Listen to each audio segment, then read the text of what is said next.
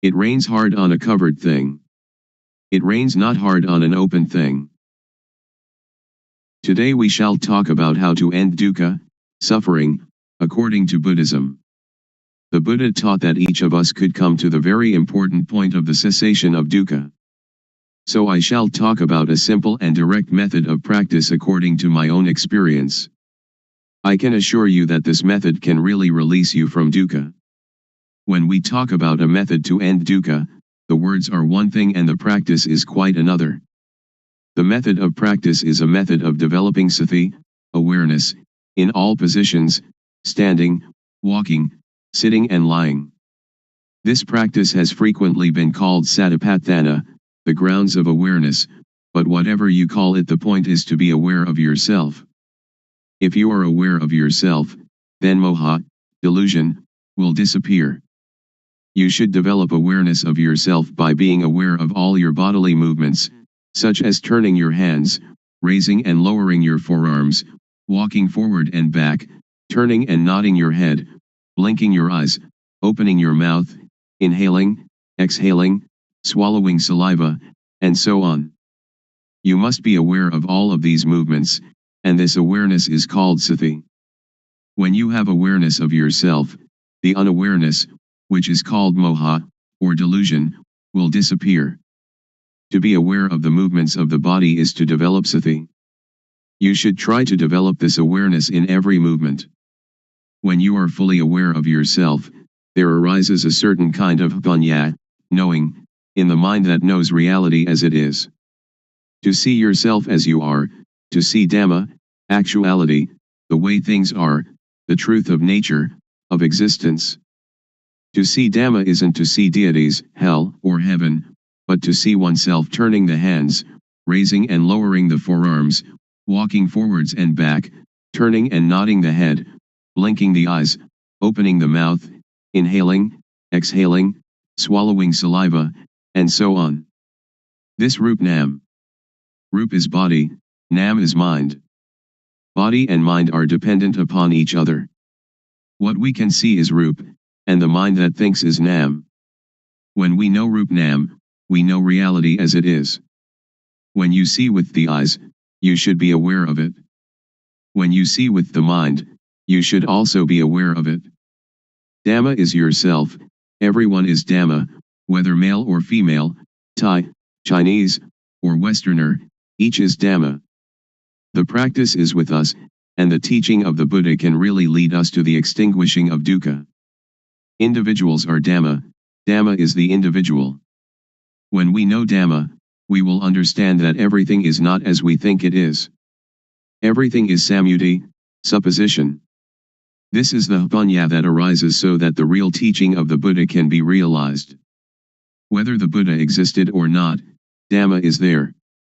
When you really see this, you will be beyond your superstitions. Once you that Dhamma is yourself, it is you that lead your own life, not anything else. This is the beginning of the end of dukkha.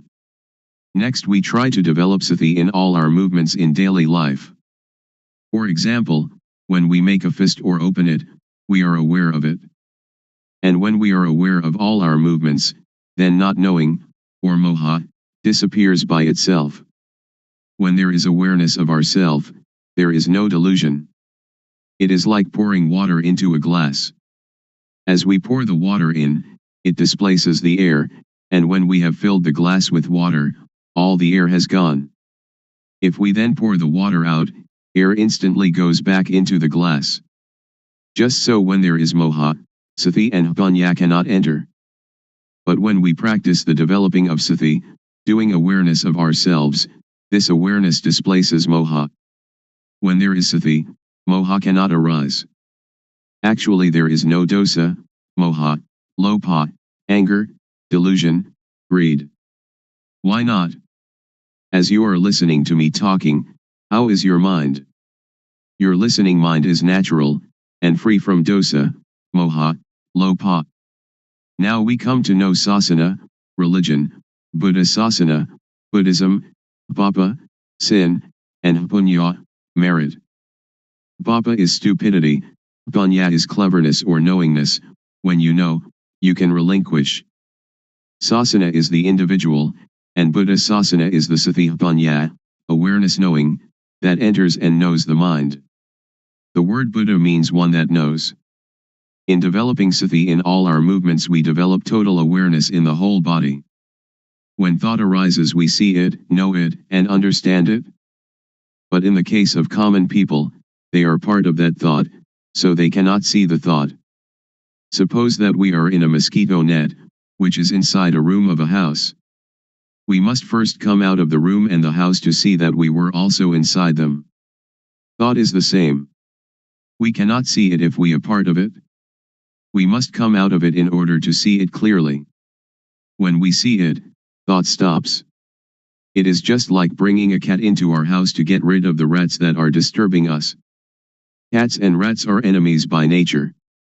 At first the cat may be very small and very weak, while the rats are large and full of energy. So if the cat pounces on a rat, it is dragged along as the rat runs away, and, after holding on for a while, it must let go. We cannot blame the cat, but we must feed it.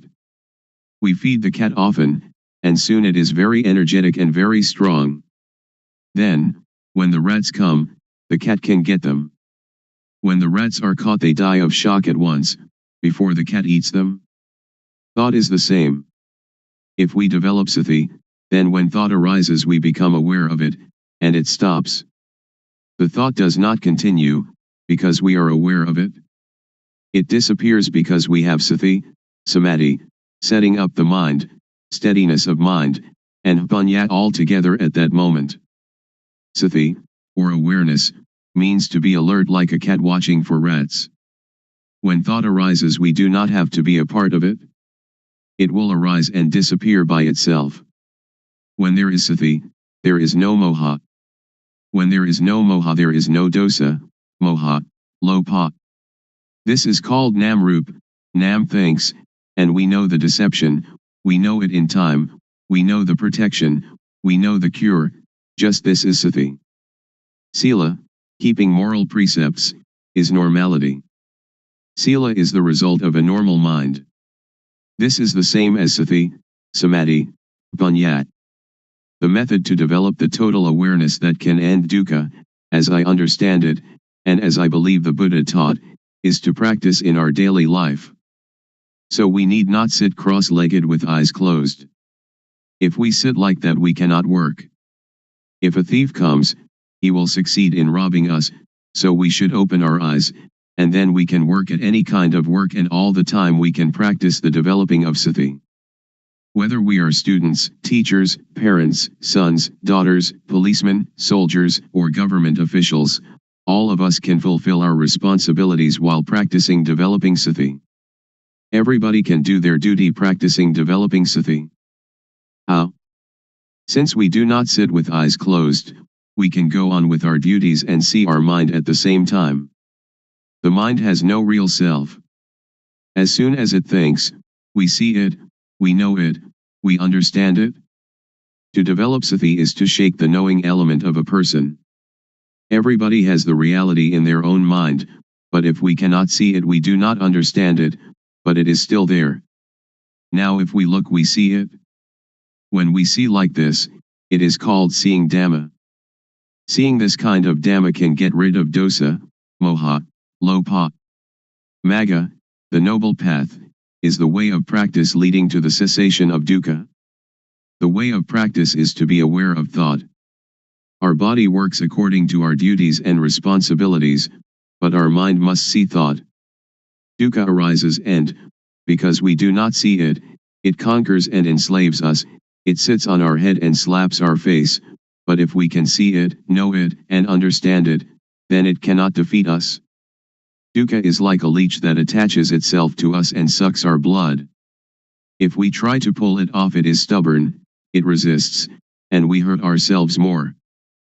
But if we are clever, we simply use water mixed with tobacco leaf and lime, and squeeze the water onto the leech. The leech is afraid, and drops off by itself. So we don't have to tear it out, or to force it, in order to get rid of it. This is the same. Those who don't know try to stop dosa, moha, lopa, they try to fight and suppress it, but one that knows just has sati to watch the mind and see thought. It is like turning on an electric lamp. A person who does not know about electricity will try at the bulb instead of the switch, so the lamp does not light. But someone that knows about electricity knows how to use the switch, and the lamp lights up. Dosa, moha, lopa is like an electric lamp, the thought is like the switch. The thought is the cause of this derangement. If we want to eliminate the derangement, we come to the thought. When we have sati watching thought, dosa, moha, lopa cannot arise. Actually, there is no moha, no lopa and no dosa. We touch the switch here in order to have light there. We develop sati here in order to end all dukkha. Dukkha arises from moha. When we have sati, there is no moha and so no dukkha. When we move our hands we feel, and the awareness of this feeling is sati, and when we have sati we are separate from thought and can see thought. You should not pay so much attention to the movement, but use sati to watch conceptual thought. Just passively see the thought, do not stare at it. When thought arises, let it pass away. Actually, there is no moha. Moha arises when we are not aware. It is like when we build a new house, there are no rats, but when we fill the house with things the rats come. Sometimes, when people criticize or blame us, we feel disappointment. In this practice, awareness of the disappointment will arise at the same time, like the cat catching a rat. When we can maintain our mind in this way, dosa, moha, lopa cannot arise. When thought, suffering, or confusion arise, do not try to stop it, but observe it, and we will understand its nature. As soon as thought arises, sweep it away immediately and come to be with the awareness. Thoughts, suffering, confused mind, they will go by themselves. Any time that thought arises we know it, even while sleeping.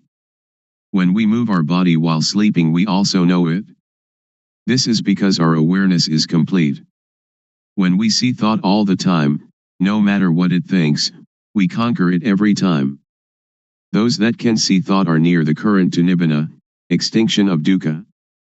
Then we will come to a point where something inside will arise suddenly.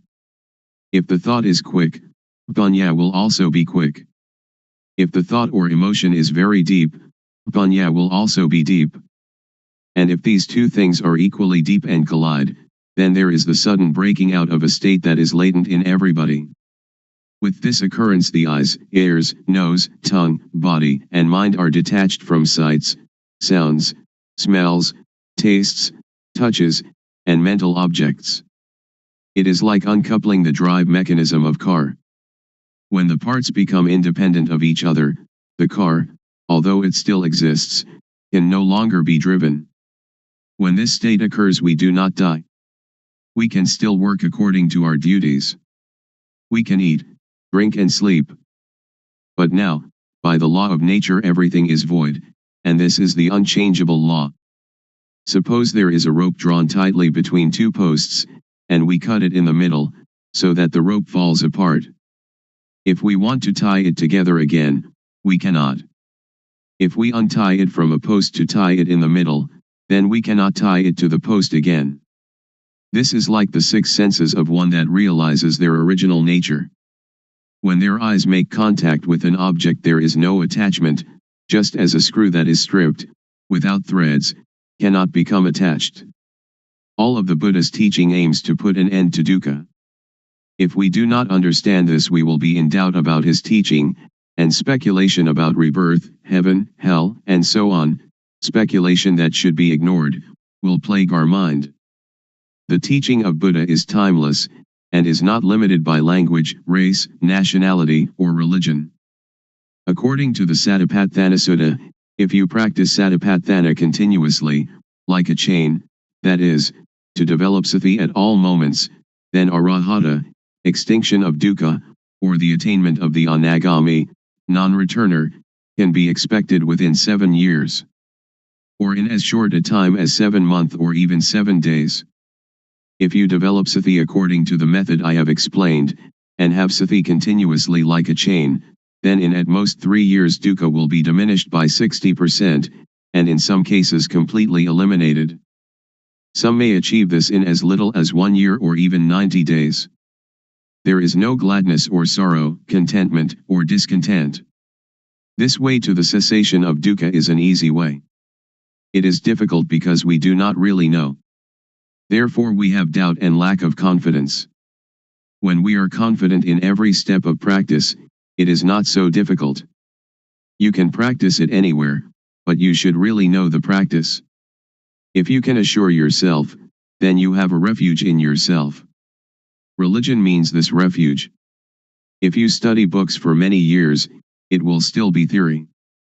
But if you really practice, it will not take you so long, and you will know it much better than the theorists. In the Pali texts there are 2 important mental capacities, the first is sati, calling to mind, and the second sampashanya, awareness of oneself. When you are aware of the movements of your hand, you have both sati and sampashanya. The fruit from doing this is very great, it is incalculable. You cannot buy non-suffering, but must practice by yourself, until it arises by itself, because it is already there. Making merit and keeping precepts are like unhusked rice, which is inedible, but useful because we can use it to grow next year's crop. Making ourself calm is like husked but uncooked rice, and is still inedible. There are 2 kinds of calmness. The first is samatha, concentration, one-pointedness, calmness, the second vipassana, seeing the true nature of personal existence, calmness. In doing samatha meditation you must sit still, close your eyes, and watch your inhalations and exhalations. When the breathing becomes very subtle, sometimes you are not conscious of the breath, and you feel very calm, but the dosa, moha, lopa cannot be eliminated, because there is still not knowing, and you are not aware of thought. But vipassana meditation can get rid of dosa, moha, lopa, and this kind of calmness can be experienced anywhere and at any time. So we do not have to sit with eyes and ears closed. Our eyes can see, our ears can listen, but when thought arises we see it. This kind of calmness is latent in everybody. Our mind is originally clean, illuminated and calm. That which is not clean, illuminated and calm is not our mind. It is kilesa, defilement. We try to conquer this kilesa, but in actuality there is no kilesa at all. So how can we conquer it? The only thing that we can do is just to see original mind clearly, to encounter the thought clearly.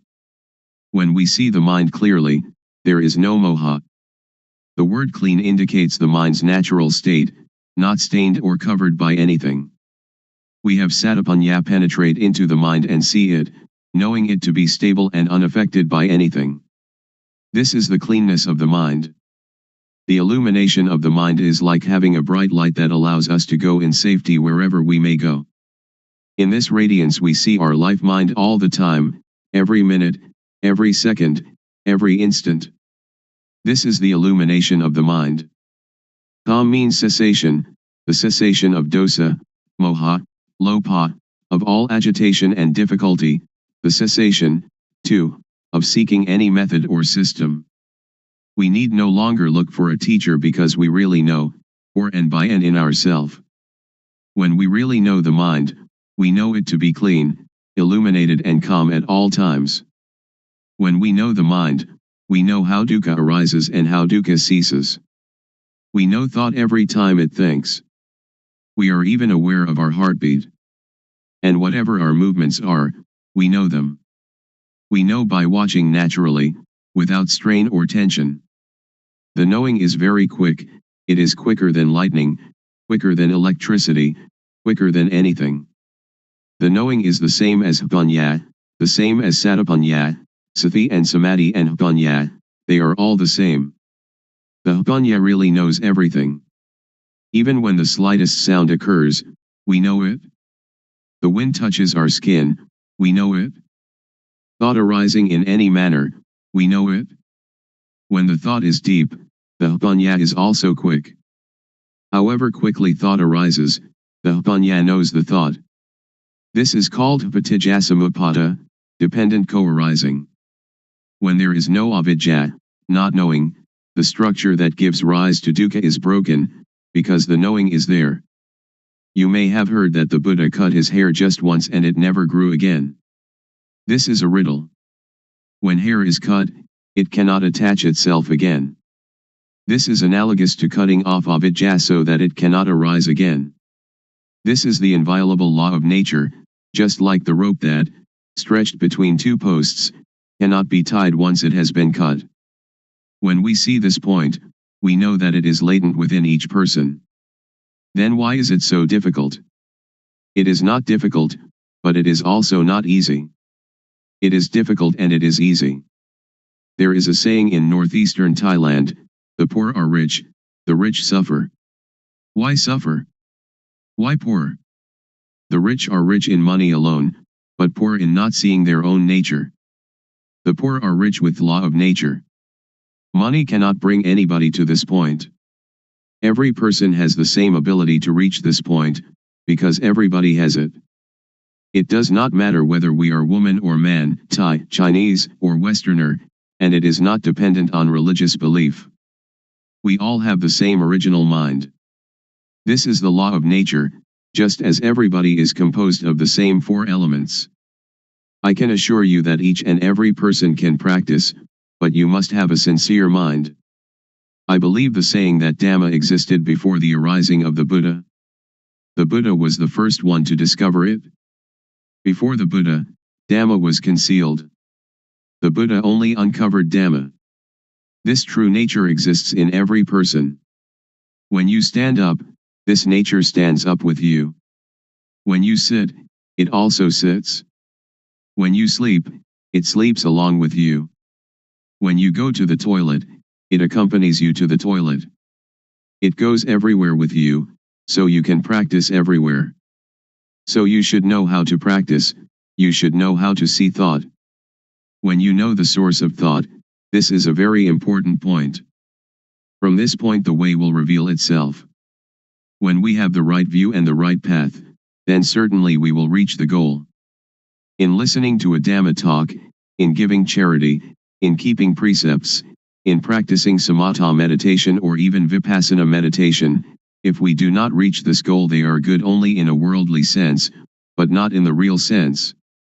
If we do not give charity or keep precepts or practice meditation, and still reach this point, then everything is done, like the sky covering the earth, it covers everything. So the 84,000 discourses in the Tipitaka, the Pali Canon, which is the whole teaching of the Buddha, are included in this point. If you study the entire Tipitaka, you should come to this point.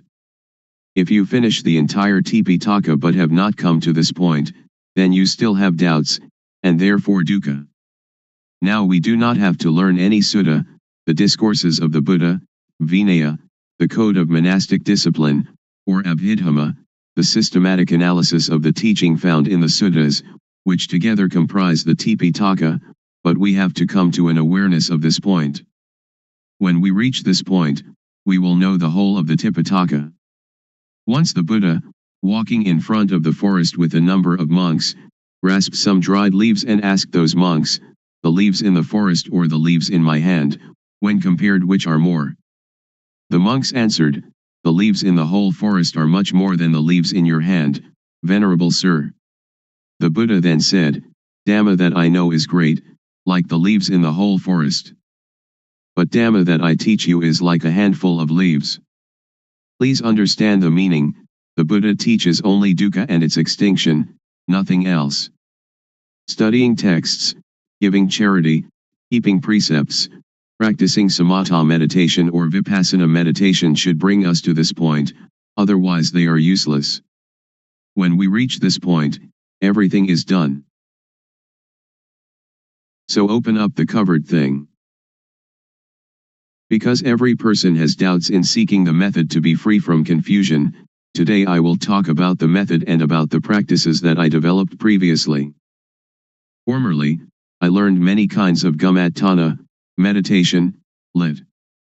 Working ground, such as inhale bud, exhale, do, and sitting cross-legged with eyes closed, all sorts of methods like that. I learned internal recitation of sama arahang.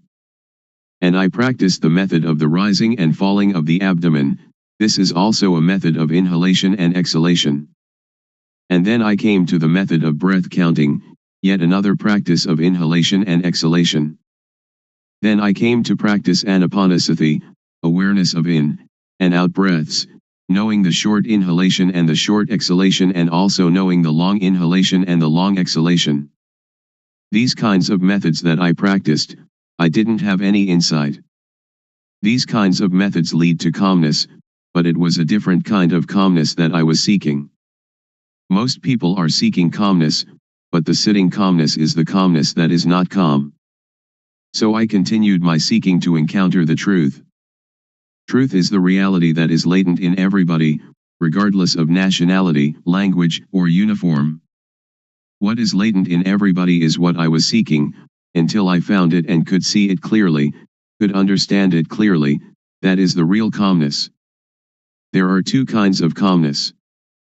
The calmness that is not knowing needs to sit quietly and to sit alone. That is not real calmness. The calmness that I am going to tell you about today is the calmness that we don't have to seek. Why don't we have to seek it? Because we know the end of dukkha, suffering. This is called calmness. And we don't have to learn from anyone else anymore. Now, everybody, please listen carefully. First, the method that led me to find real calmness. Without paying any special attention to any point, I just do the movement, and just have sati, awareness, knowing all postures and all movements, such as standing, walking, sitting, lying, bending, stretching, and all the movements. When I have practiced in this way, and have awareness of all my movements, panya, knowing, arises within myself. Aware of myself, not others, I know rup, body, I know nam, mind, I know the disease of rup, I know the disease of nam. There are two kinds of rup disease, nam disease. Disease in the body, such as headache or stomachache. With this kind of disease we have to go to the hospital to see the doctor. The doctor will check the body and the cause of the disease, and, knowing the nature of the disease, can apply the medicine that cures it. Then we recover. Another kind of disease is when the mind thinks and we are content or discontent, glad or sad. This kind of disease cannot be cured by the doctor in the hospital, but you have to study yourself until you know the source of thought. To cure this kind of disease you have to study yourself until you really know. When I know the source of thought, I have found calmness, but only a small amount of calmness arises. The real calmness is when we can cease to seek, when we don't have to run around to find anyone else, that is called calmness. I continue to do more awareness of myself, panya rises, and I know dukkha, anajang, anatta, suffering, impermanence, not self, and I know samyati, supposition. Whatever supposition exists in the world, know it completely, know it to the end, know it to the whole, and know everything that is in the world.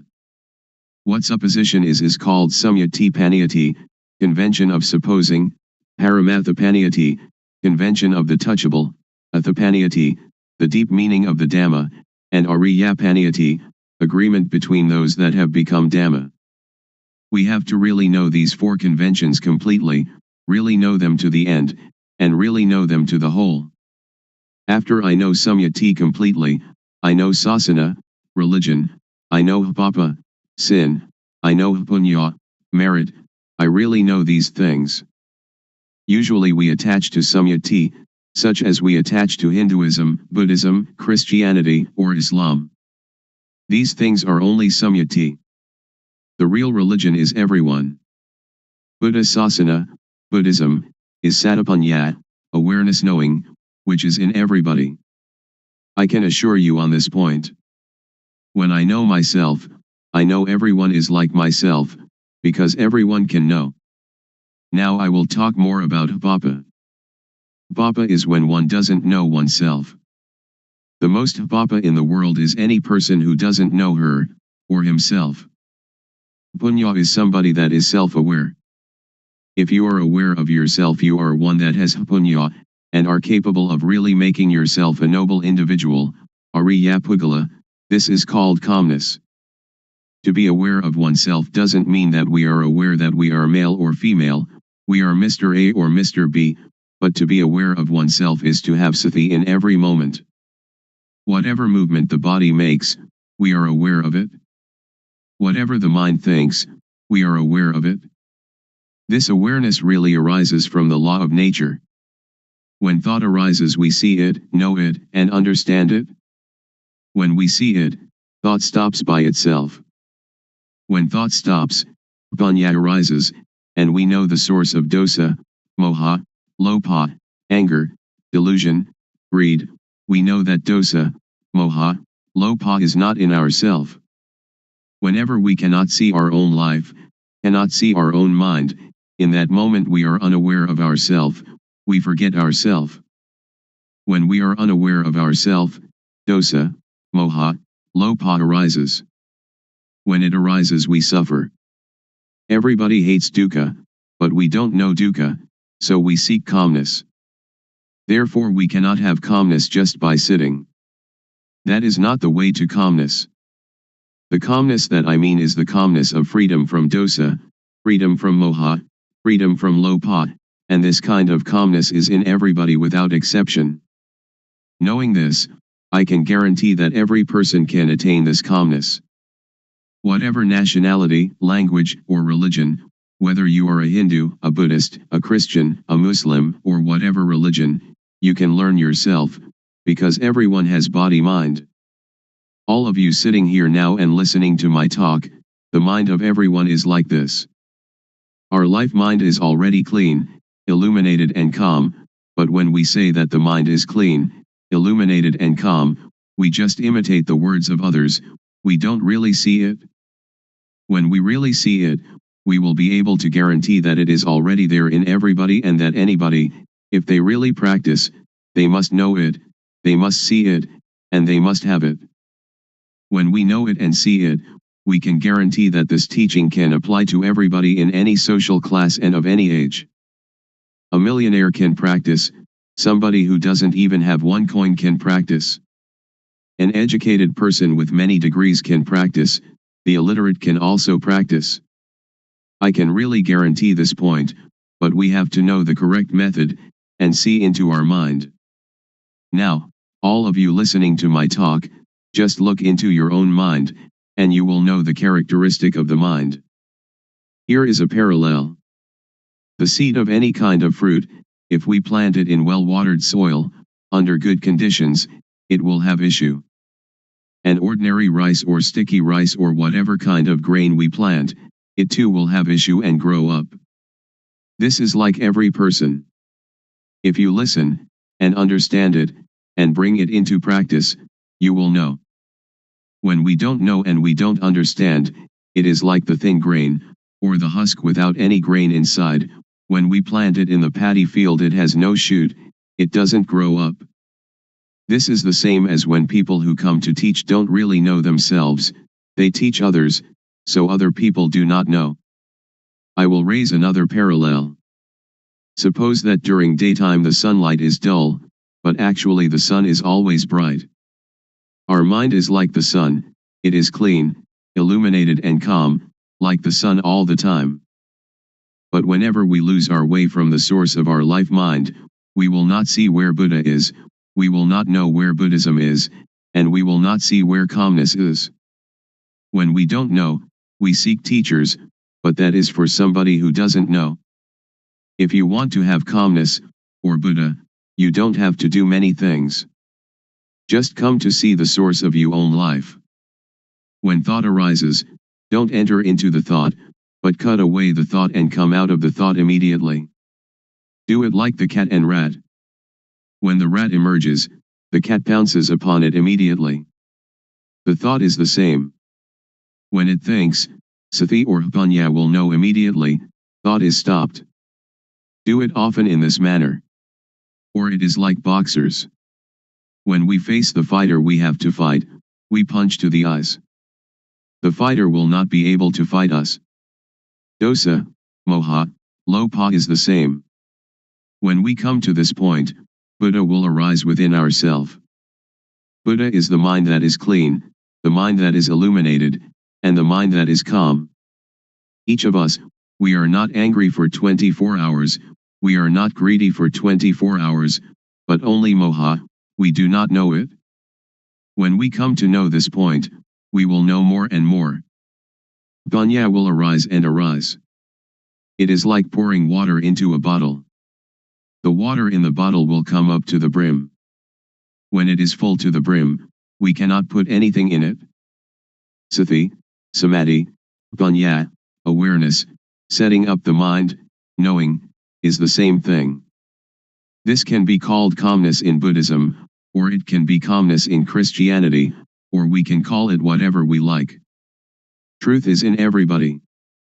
When one knows it, one can live in the world without any dukkha, one can do any work without dukkha. Whether one is a teacher or merchant or parent or worker, only when one knows the method of practice, when one comes to the end it will decrease by itself. It is like a leech attached to our skin.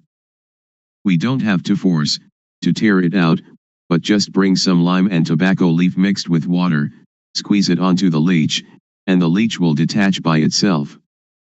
When we come to know this point we will have no doubt, and we don't need to seek any more teachers. We will know that the end of dukkha is here. Today I have talked about truth, appropriate to the time. I will finish talking now.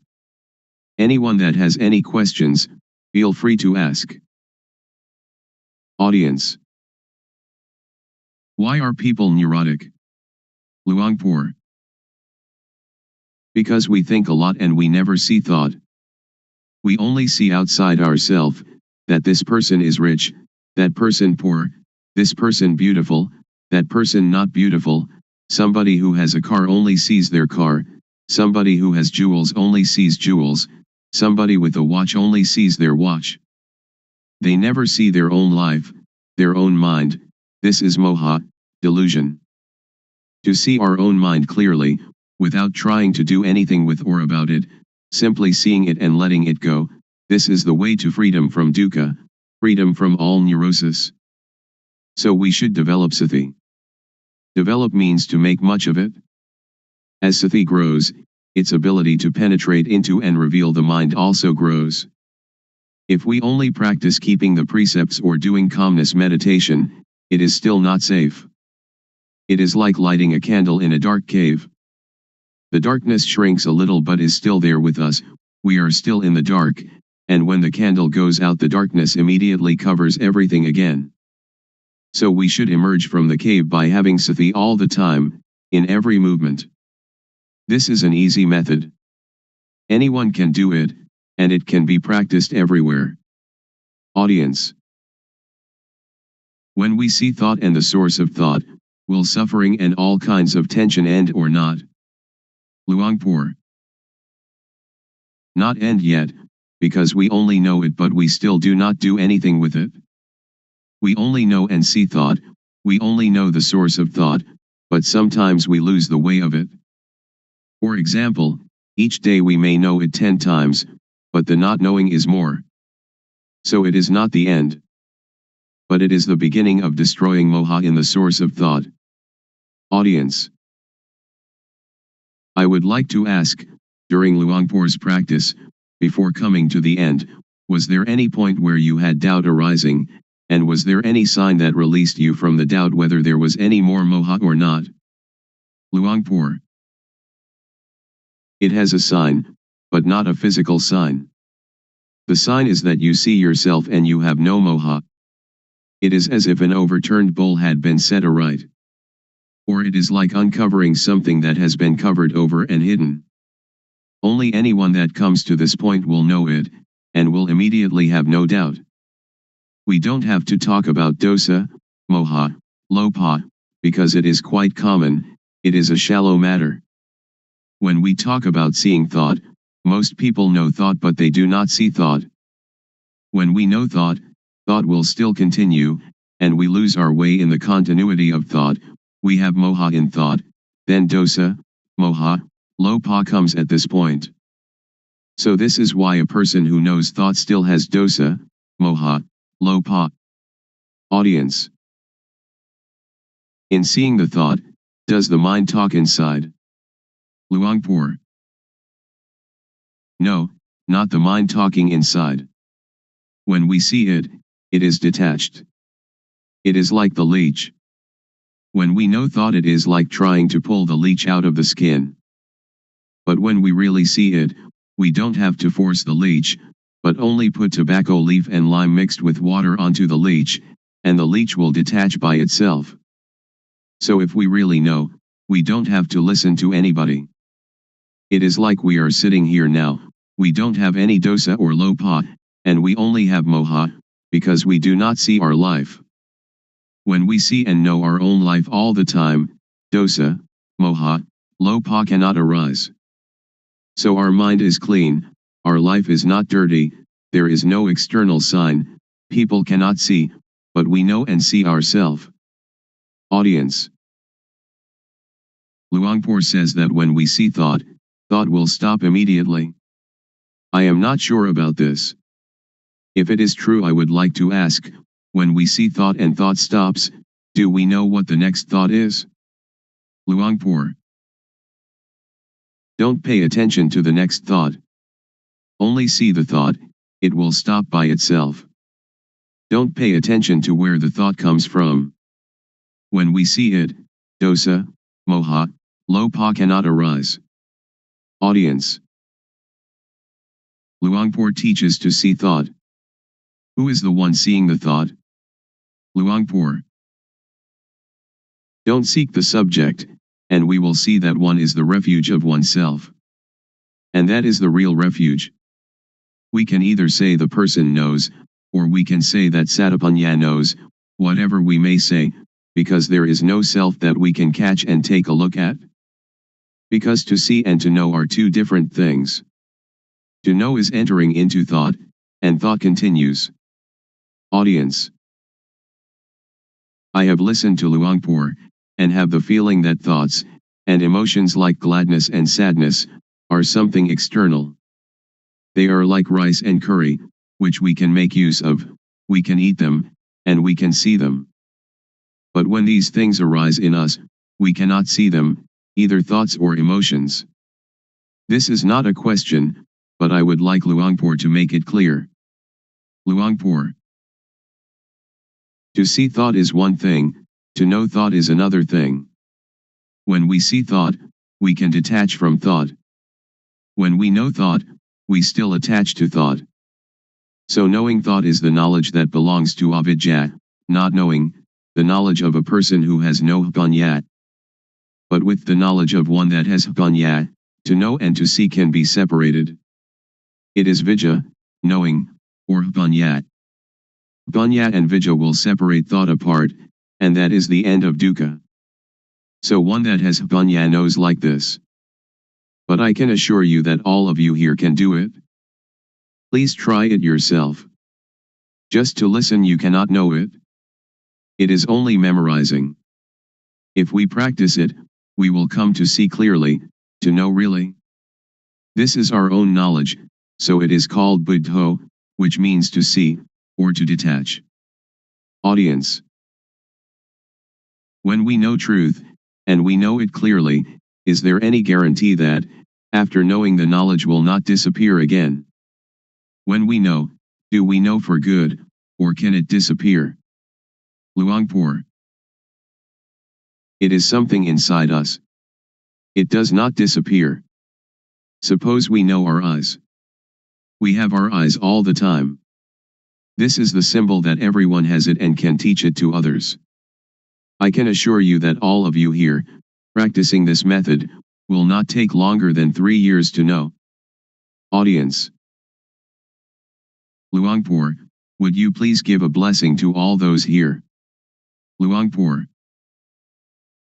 When a monk gives people the moral precepts and a blessing, that is one kind of goodness, but the real morality and real blessing is alertness and awareness of yourself.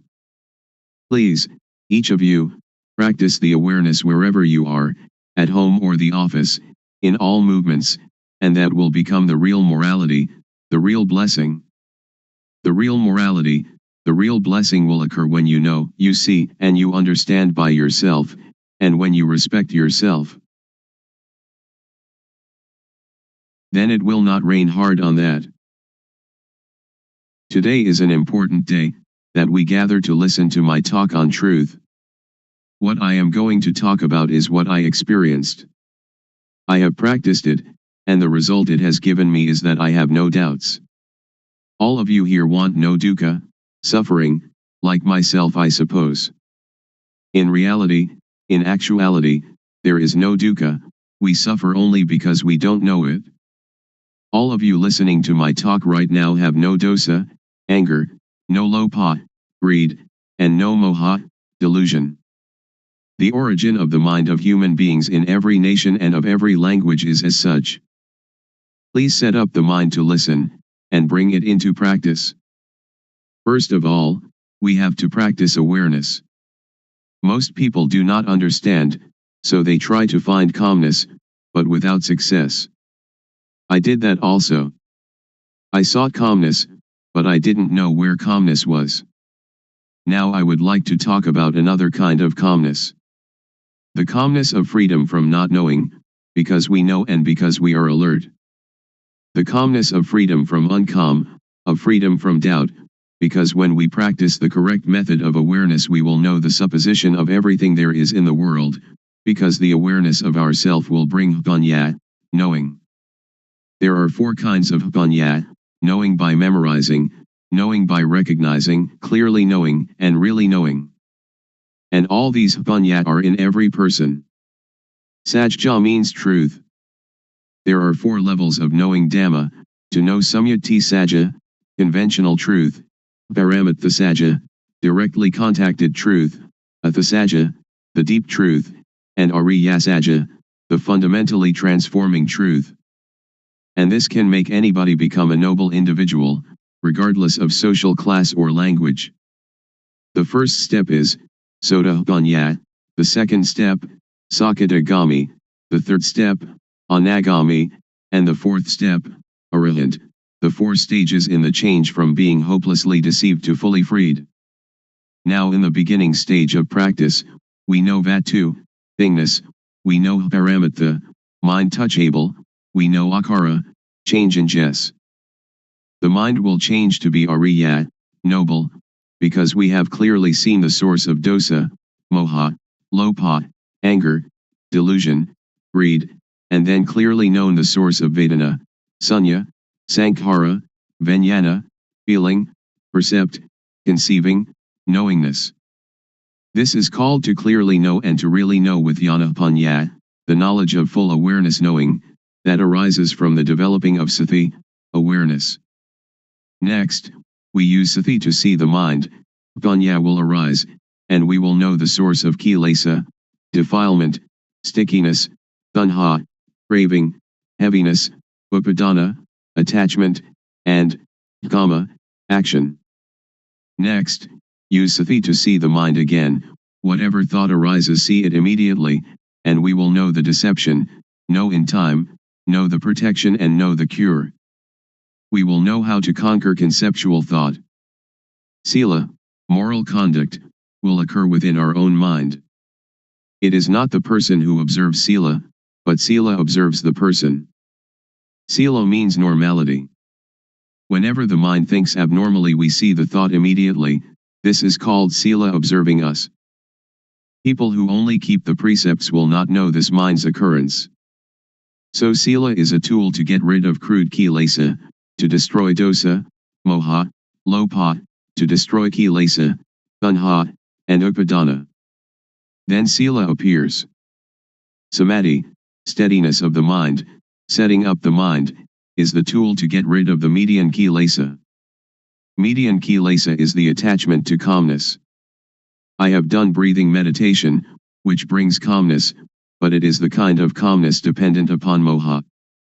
I did that because I didn't know the real calmness at that time. Now I know calmness. Real calmness is clearly seeing, really knowing, and really understanding.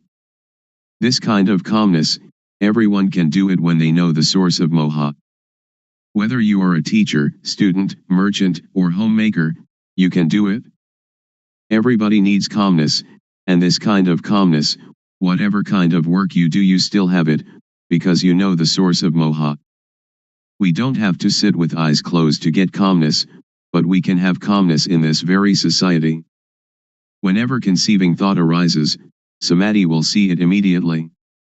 Samadhi doesn't mean to sit with eyes closed. Samadhi means setting up the mind to see our own mind, to see our own work. Now panya gets rid of the subtle kilesa. We know the subtle kilesa when we know the source of thought whenever it arises. Whatever we do now, we have normality in speech and mind. When all these conditions gather, there will arise a kind of jnana, insight knowledge, and it will break apart from the person. Only the one that practices will know. All of you sitting here now have as yet no jnana, but the non-suffering and non-happiness is already there. When we don't have jnana, we don't know it, so we seek calmness. Now, as you are sitting here, look at your own mind.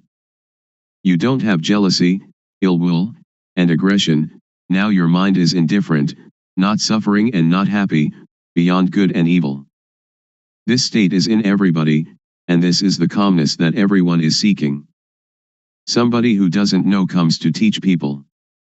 A lot of people follow that person and sit with eyes closed, trying to find calmness. This is trying to get something that doesn't really exist, trying to make something that cannot be real become real. It is impossible. So that is only the state of delusion. Now we come to know the real thing. It is called upekha, indifference, equanimity. It is our own mind. It is like something that is covered over.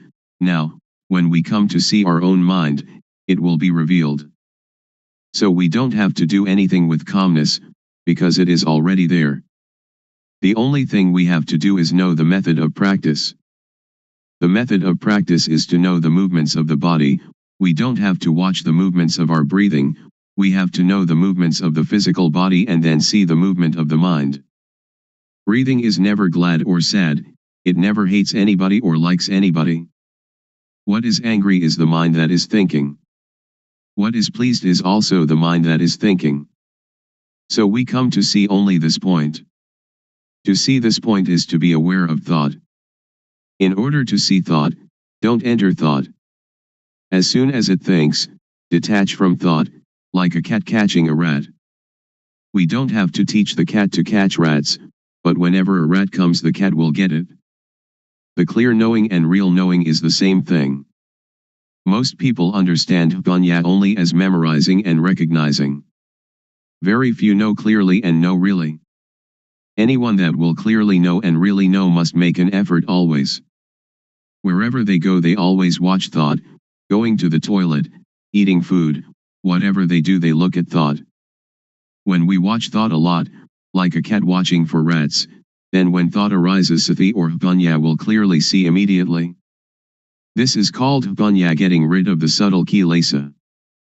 When we come to this point it is like the hidden thing is revealed, and we will know all religion, we will see with self-understanding the teaching of any religion.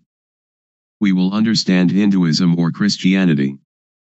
We don't understand now because we just memorize from the texts. That is only a kind of history. Now we come to study at ourselves.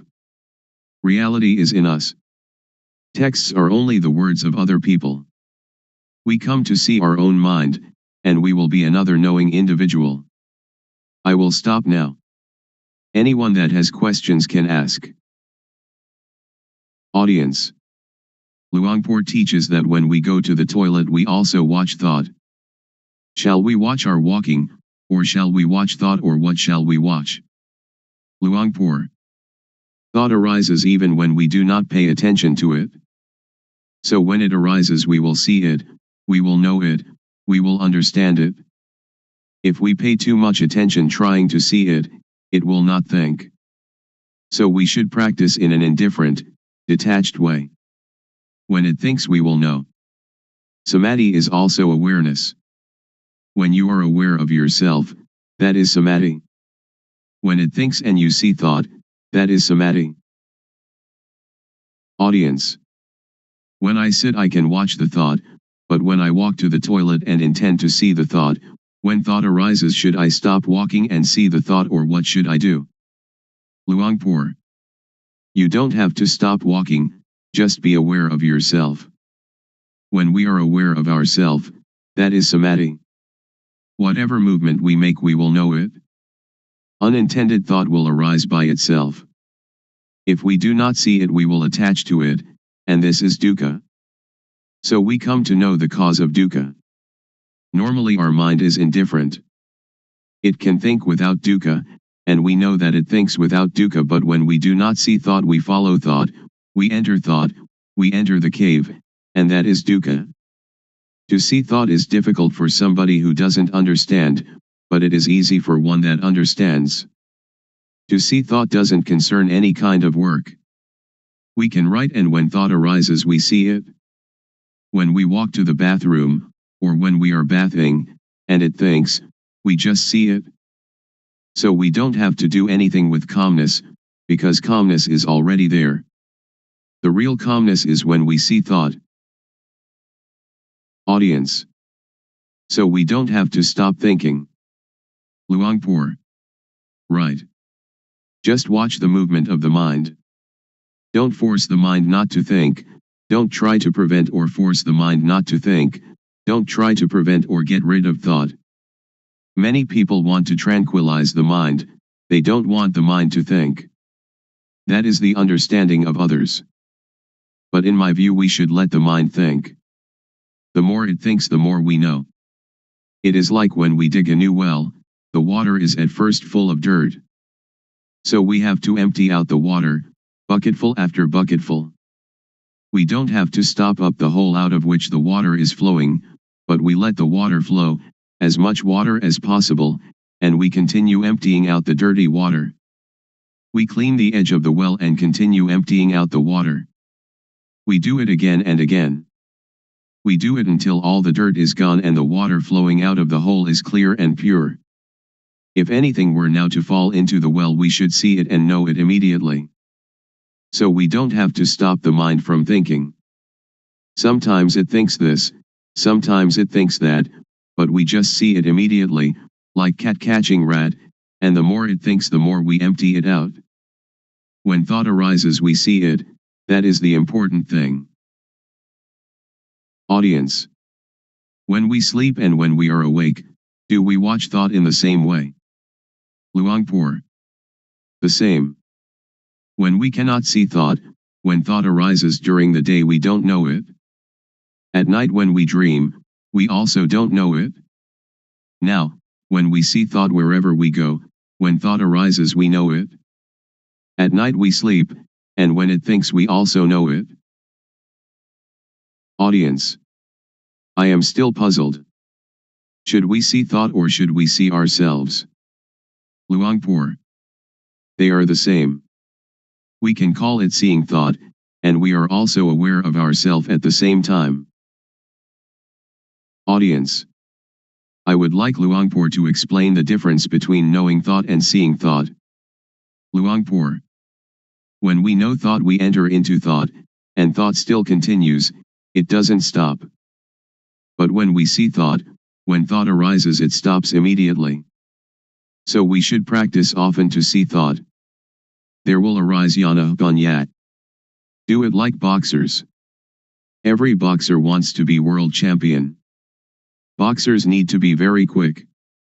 Dosa, moha, lopa is quick in one way, sati, samadhi, ganya is quick in another way. When we train Sati Samadhi Panya, to be very very quick, it will be world champion, it will conquer the world. This conscious body is the world.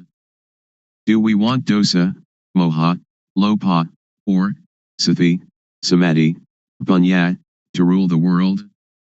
If dosa, moha, lopa rules the world, it is a world of endless sorrow, endless dukkha. If Sati, Samadhi, Panya, rules the world, it is a world of radiance and peace. Audience. When we watch our movements and thought arises, how can we know it? Luangpor. If you want to know, you have to practice yourself. Audience. Is discovery of calmness the same as discovery of oneself? Luangpor. Yes. Audience. If we can find calmness within ourselves, how can we keep it with us all the time? Luangpor. It is there all the time. What is not there all the time is not calmness. Audience. People have kamma and kamma disturbs us. So how can we be calm? Luangpor. No, not in that way. We just think ourselves. Kamma just means action, not those kinds of kamma that you did in the previous life. Audience. If we don't think about kamma, then there is no kamma, is there? Luangpor. Right, we don't have to think of it. Audience. People are seeking the same thing, but why are there so many thoughts? Luangpor. Because there are many different teachings, many books, much talking, so all are mixed up, and this causes suffering. This way of calmness doesn't concern studying books. It doesn't concern anything. When we read many books, or listen to many teachers, we only have knowledge for talking, so we don't have the experience of the real calmness. Audience. How can it be there all the time? Luangpor. If we add colored dye to water, people say that the water is red, or the water is black, or whatever color it is. But in reality water is colorless, and if what is not water is removed then we see it. Upekkha is the mind's natural state. It is present in everybody without exception. When somebody becomes very angry, upekkha anchors that person just like a ship's anchor and therefore they don't die of shock. When somebody becomes very very greedy and would like to take a great deal away from others, upekkha is like a ball and chain, holding back and moderating the greed, so that it doesn't totally unbalance that person. So upekkha is already there, we don't have to seek it. It is like the sun when it is hidden by clouds. Dosa, moha, lopa, when it arises, obscures upekkha. But when we clearly see our mind, upekkha is uncovered. Audience. Luangpor said that gladness and sadness are the same thing. How can they be the same? Luangpor. They are dukkha. Gladness is one kind of dukkha, sadness is another kind of dukkha. Unknowing people live with dukkha, eat with dukkha, walk and stand and sit with dukkha, sleep with dukkha, wherever they go they bring dukkha along. When they see a movie they laugh, laughter is a form of dukkha. When they meet with sadness they cry, crying is a form of dukkha. Gladness and sadness, both of them are forms of dukkha. Just so, I imagine that there are two kinds of darkness, white darkness and black darkness. When we earn a lot of money we are glad. That is dukkha. It is the white darkness. When we lose money we are sad and the mind thinks angry thoughts. This is also dukkha. It is the black darkness. But both are dukkha. Audience. In reality there is no gladness or sadness, they just arise from moha, don't they? Luangpor. Just like that. Audience. Luangpor said that all kinds of gladness are dukkha. Is there some kind of gladness that is not dukkha, for example love between husband and wife? Luangpor. All are dukkha. Audience. How about gladness in Dhamma, or sometimes when we look at the sunshine we feel happy? Luangpor. That is not dukkha, not suffering or happiness, not gladness or sadness. It is indifference, equanimity. Audience. I would like Luangpor to explain the thing that is called love. For example, a woman and man who are going to get married. Luangpor. Somebody who doesn't know dukkha will approach dukkha, and dukkha will teach its lesson. Audience. When we see thought, it stops. So during which time do we see the three characteristics, anicca, dukkha, and anatta? Do we see them when we see thought, or before seeing thought, or when we think of them? Luangpor. When we think of them, that is not seeing with jnana panya, it is just memorizing or recognizing. After we clearly know and really know, we don't have to ask anyone. Audience. How about the intention to do something? Suppose that somebody says something bad to us, and we have the intention to harm them. Luangpor. To harm is stupid. When we know the states of suffering and of happiness, we do not want anybody to suffer. We will help all to live without dukkha. Audience. When I am going to give money to beggar, I know my thought, which is to give money. To see that thought, is that called panya? Luangpor. That is not called panya, it is called knowing from memory. All of us have mind, so before doing or saying anything, just look at our mind. Our real mind or real life doesn't hate anybody and doesn't love anybody. When we hate or we love, that is kilesa arising. So just come to see the mind at the beginning, and dosa, moha, lopa will be destroyed. After that, vedana, sunya, sankhara, vijnana, will still be there, but they are pure and have no dukkha. Continue to see the mind. We will see kilesa. Kilesa is like gladness and sadness. When we like something and we give it to somebody, it isn't that this is not kilesa, because we like the person that we give it to, we give it with kilesa, we don't give with indifference. Ra, venerable, noble, is indifference. Ra means one that teaches others to be indifferent. Audience. When we give charity, we usually think of metta, loving kindness, and karuna, compassion. So where is karuna and where is metta? Luangpor. Those are just words for talking. It is not Dhamma. It is social. Audience. If we don't have metta and karuna, how can we have the motive to do good for others? Luangpor. That is the beginning stage, or the foundation for ethics of the world. Audience. In the case of Luangpor, who is trying to help us to be free from dukkha, isn't it the metta of Luangpor? Luangpor. Not metta. Anybody that would like to have Dhamma, just accept it. We don't have gladness or sadness. It is like when we see someone that is drowning, we jump into the water and help them without thinking anything. Audience. When that person sees someone drowning and helps immediately, is it the result of social ethics or is it their own nature? Luangpor. It is their own nature. But when we try to help other people, we don't see our mind, but the nature of the mind is already there, the indifference is already there, we never come to see it and we try some other way. That is why we don't have real calmness. Visible here and now. Calling to come and see. The Dhamma of an instant. Today I would like to bring to you the truth, as I have heard it from the elders, who passed this truth on from generation to generation. It may be that you've heard it, it may be that you haven't.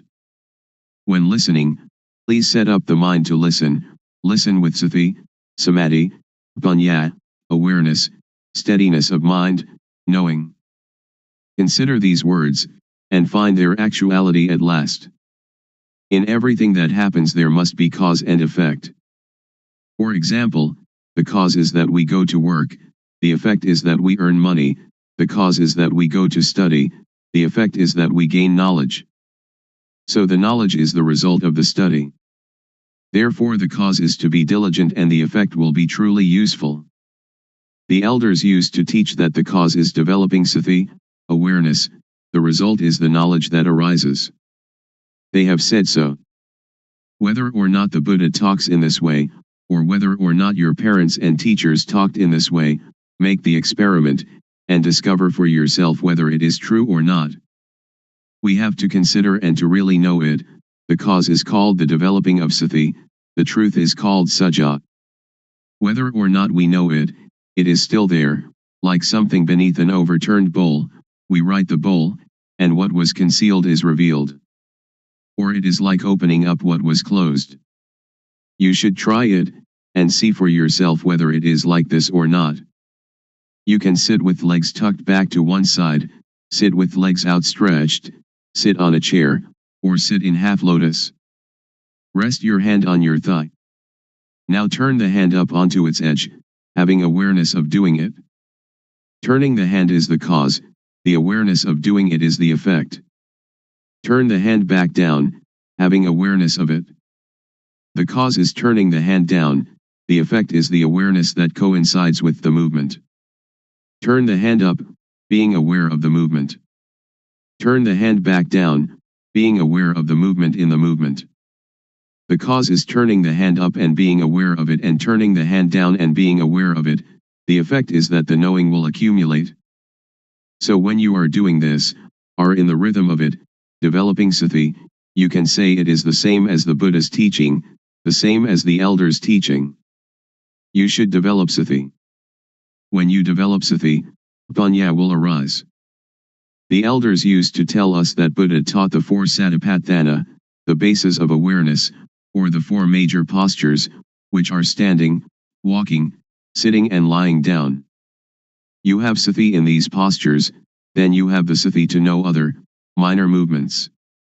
In all minor movements, stretching, bending, and all other movements, have the sati to know it.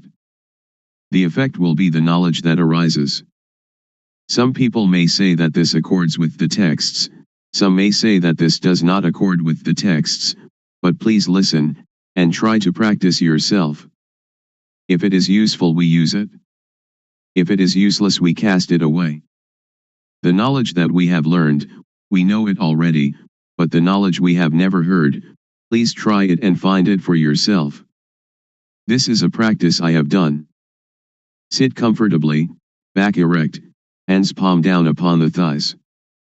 Now turn the right hand up onto its edge, being aware of the movement. Then raise the hand straight up to chest height, being aware of the movement. Then bring the hand down to rest on the abdomen, being aware of the movement. Now repeat these three movements with the left hand. Then, having sati in each movement, move the right hand up the chest, then swing it out to above the right leg, then lower it to rest on the thigh, and then turn the hand back down again. And now repeat these four movements with the left hand. This is rhythmic practice. It is called the minor movements. Humans cannot stay still, so we find some work for the body to do and then use the sati to be with the movement. You can call it sati or you can call it samadhi. The feeling is called sati, samadhi is setting up the mind. When you do it, have awareness of it. If you don't set up the mind, then you will not know. When you blink you know it. We blink since our birth from our mother's womb, but we don't know it. When we look to the left or look to the right, we don't know it. We don't have sati, samadhi. We have only the usual sati samadhi but we don't set up the mind to know it. If we set up the mind to know it, the sati will be newly built sati. Samadhi is setting up the mind. We breathe since we were born from our mother's womb, but we don't know it. Now we set up the mind, and breathe in and out, then we know it. When thought arises, then we know it. The knowing is caused by the developing of sati. So I would like all of you to take this teaching and use it. Ordained, all right. Not ordained, all right.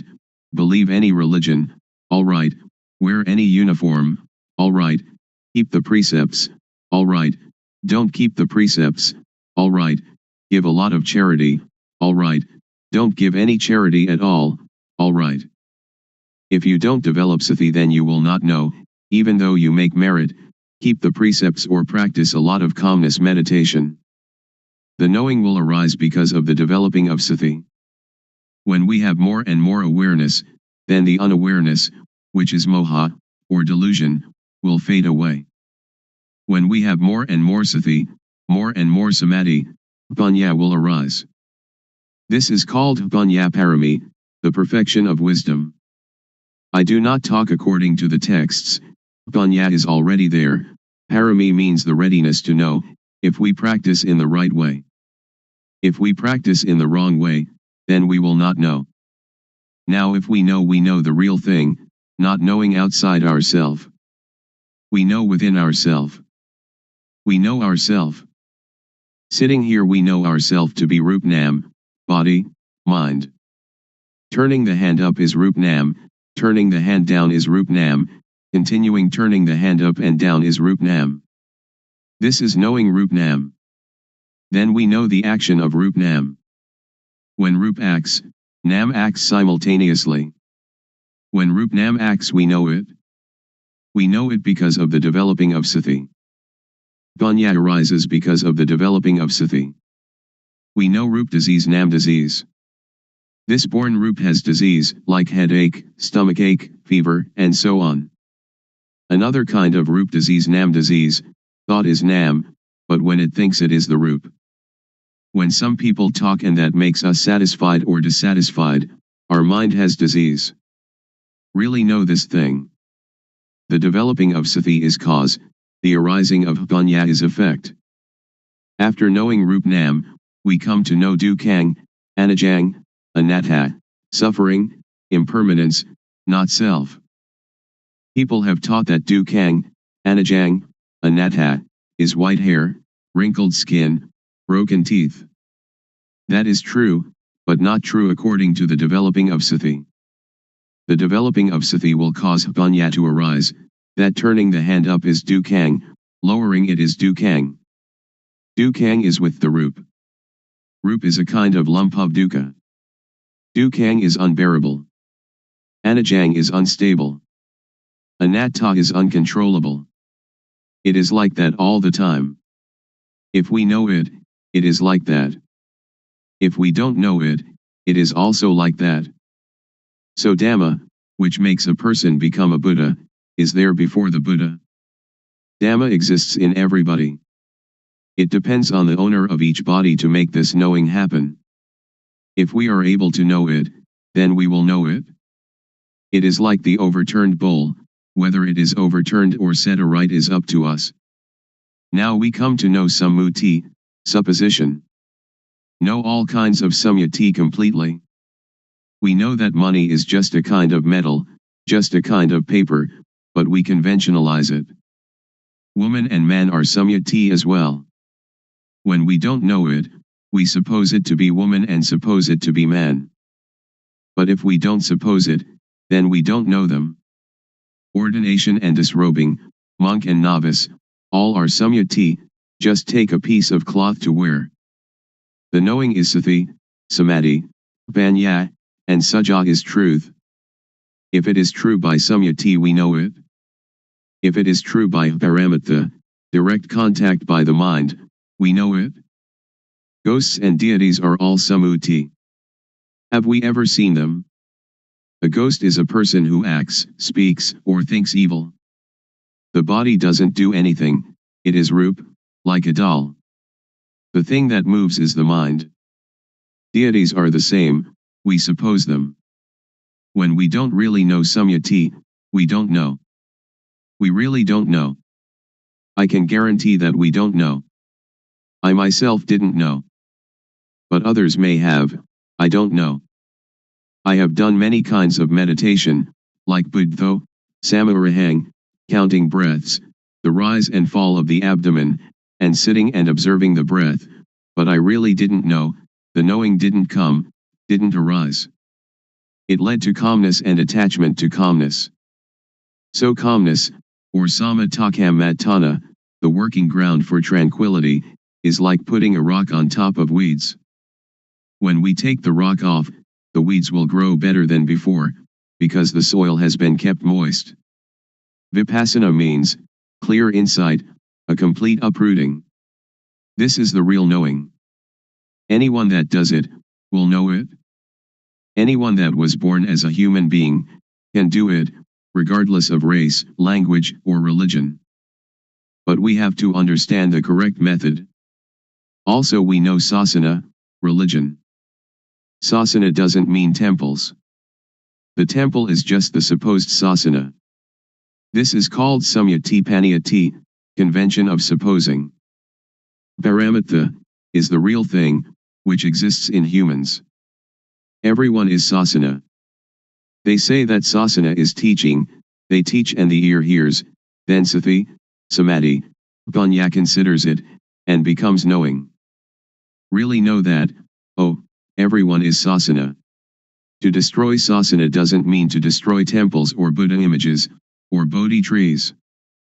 To destroy sasana means to say bad things to people, to hit people, to kill people, which is great evil. So sasana is humanity. To curse someone is to curse sasana, to injure someone is to injure sasana, that is what evil is. Now Buddha sasana, Buddhism. Buddha means, one that knows. The body is like a doll. Sati, samadhi, panya is the knowing. So Buddha means sati, samadhi, panya, or the mind that is clean, illuminated and calm, which exists in everybody without exception. Now we talk about papa, sin. Papa is not knowing, darkness, stupidity. We fear papa, but why don't we make ourselves realize, so that we will be free of that fear? Panya, merit, is knowing clearly. People, when they come too close to monks, they fear papa. It is as if monks are the papa itself. That is just samyati. Now we don't have to fear papa. If we cannot conquer papa, then we will have no chance and no time to conquer it. Don't fear papa, but try to conquer papa. This doesn't concern making merit, keeping precepts, or vinaya, the code monastic discipline. The developing of sati is dhamma, is vinaya, is sila, normality, and is everything. We know all this because we develop sati. If we do not develop sati, but just study, that is only to memorize, not to see clearly or to see really. The developing of sati is to know clearly, to know really. When one knows, one can assure oneself and others. Anyone that does it will know it, because everyone knows the same thing. The knowledge is the shared object of developing sati. The result of developing sati can end dukkha. We don't attach to samyati, we will not fear ghosts, we will not fear deities. We don't attach to any samyati at all, because anything that does not exist we don't have to fear. Ghosts and deities have no real existence, just samyati. A ghost is somebody who speaks, thinks, or does evil. A deity is one that speaks good, thinks good, or does good. We know how to be human. Ghosts arise in people while they speak, think, or do evil. When anger arises, and we can stop anger, that is human. When we can make our mind calm and clean all the time, that is deity, a mind worthy of respect. When we know like this, we can break through.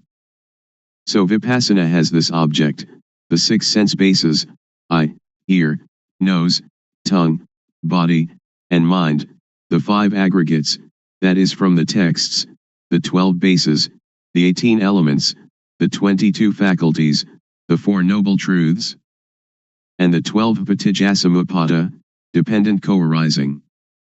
We learn from the texts, we study it, but we don't know it. We just know from memory. When we come to develop sati, the knowing will arise, that is the real thing. When we use sati to watch thought, whenever thought arises we know it, because when we move we have sati. Thought has no real self. When thought arises we have sati and know it, like a cat watching a rat. When the rat emerges the cat catches it immediately. This is the same. When we have sati in each movement, when thought arises we know it, see it, and understand it. This means that we can untie it and conquer it. The elders said that to conquer others 100 or 1000 times has not the benefit of conquering oneself just one time. To conquer oneself is to conquer thought. When thought arises we see it and know it. Then it cannot proliferate. Whenever thought arises we know it. When we develop more and more sati, there will arise jnana panya, knowledge arising from full awareness knowing, to know clearly, to know really. Vatu, thingness, means everything in the world and in ourself, we have to know it all. Paramatha means, everything that exists in the world and in ourself, seeing it, having it, being it, right now in front of us, touchable with the mind, we have to know it all. Agara means, that everything in the world and in us can change. When we clearly comprehend it, then we see, know, understand, and touch, dosa, moha, lopa, anger, delusion, greed, because it is vatu, paramatha, akara. After knowing this the mind will be very cheerful, and can see, vedana, sunya, sankhara, vijnana, feeling, percept, conceiving, knowingness, not being dukkha. The real pra, noble, inheres in this. Pra doesn't mean you shave your head, but means the quality of the mind. Paramatha means the real thing. The real pra is in everybody without exception. In this way of developing sati, the feeling of the movement is the cause, the effect is knowing all this. Pra means teacher, one that teaches. When they know this and teach this, there is no dukkha. A real pra knows samyati panyati, paramatha panyati, attha panyati, and ariya panyati, the four levels of designation.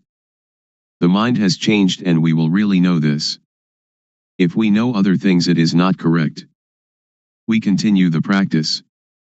There will arise piti, rapture. We feel comfortable, the mind is light, it is like in darkness there arises the light, or the dirty becomes clean again. Or like black and white, or the heavy becoming light. The mind changes from one stage to another. When the knowing arises, the not knowing disappears immediately. When the quality of the real pra arises, the quality of not being a pra disappears immediately. When the quality of being deity arises, the quality of being ghost disappears immediately. When the quality of being human arises, the quality of being other disappears immediately. It arises and substitutes for the other. This is called to be born here and die here. Not being born from the womb of the mother and dying physically, that is another thing. That is also the supposing of dukkang, anajang, anatta. Continue the practice. It will be like a pot of water, which has filled to the brim, is now having water removed. When the knowing arises, sati will be reduced, not full like the previous stage. In the practice our awareness is full, but when the knowing arises it will attach to the knowing, it will attach to the object. When the object arises we have confidence, and it enters into our memory in the brain and is never forgotten then on. I have known this since I was 46, but I haven't forgotten even a little. I know Rupnam in the morning and know the changing of the mind in the evening. I really know this, and I have the confidence to guarantee that it is the teaching of the Buddha. The Buddha taught this thing. Making merit, giving charity, keeping precept, that is good in one way, but learning from the texts, we do not really know how to practice developing sati, how to deal with the mind. A person who doesn't know teaches a person who doesn't know. The result is not knowing. One that knows teaches, the result is knowing, because everybody has it, each can become the real pra, a noble individual. Woman, man, child, if they know it they become the real pra, a noble individual. Therefore the pra is a kind of blessing, because she or he teaches people to know. Blessing means noble. The noble knowledge is called giving Dhamma as charity, or giving knowledge as charity. This is the path of the real noble individual.